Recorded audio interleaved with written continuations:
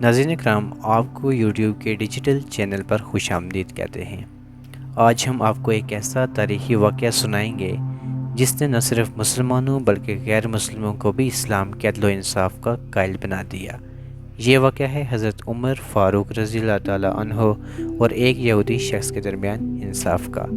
یہ کہانی ہمیں بتاتی ہے کہ اسلام میں صرف انصاف مسلمانوں کے لیے نہیں بلکہ ہر انسان کے لیے ہے، چاہے وہ مسلمان ہو یا غیر مسلم۔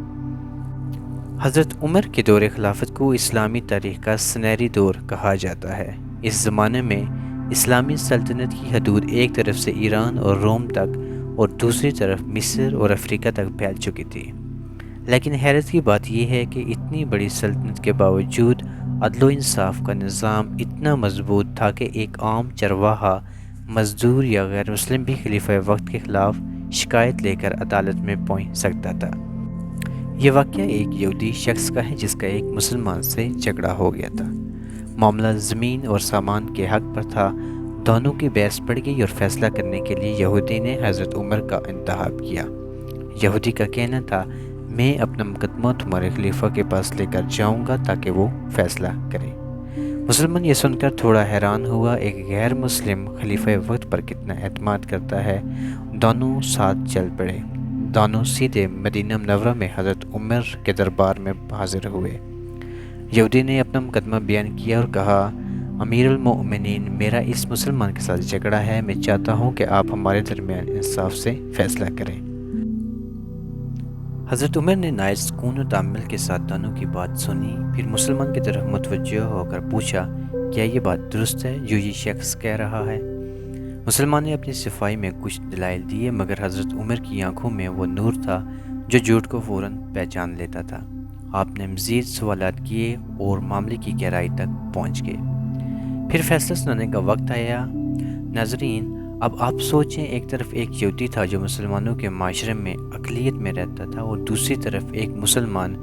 فیصلہ مسلمان کے حق میں بھی دیا جا سکتا تھا تاکہ کسی کو اعتراض نہ ہو، لیکن حضرت عمر کے نزدیک انصاف سب سے اوپر تھا، خواہ وہ اپنے قریبی ساتھی کے خلاف ہی کیوں نہ ہو۔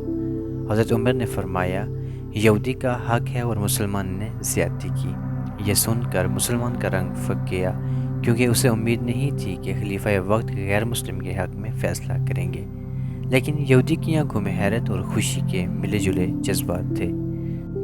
یہودی نے بے ساختہ کہا، ہے عمر، اللہ کی قسم، یہی وہ انصاف ہے جس کی وجہ سے انبیاء بھیجے گئے تھے۔ یہی وہ عدل ہے جس کی وجہ سے قومیں عروج پاتی ہیں۔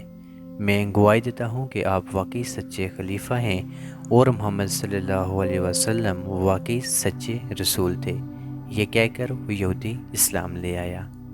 ناظرین کرام، اس واقعے سے ہمیں اپنے دین کے متعلق ایک اہم سبق ملتا ہے کہ اسلام کا عدل و انصاف کسی ایک طبقے یا مذہب تک محدود نہیں ہے۔ اسلام نے ہمیشہ اقلیتوں کے ساتھ بھی انصاف کرنے کا حکم دیا ہے۔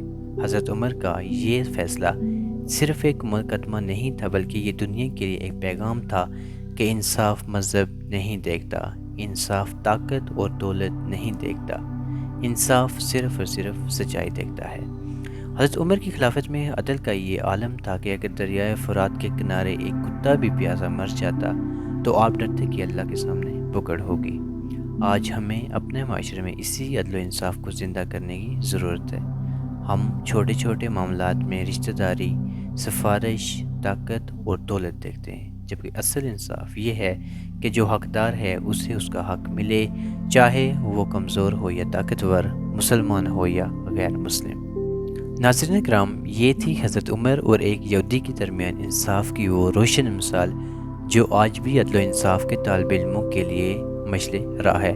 اگر آپ کو یہ ویڈیو پسند آئی ہو تو اسے دوسروں تک ضرور پہنچائیں تاکہ ہمارے معاشرے میں عدل و انصاف کی روح زندہ ہو۔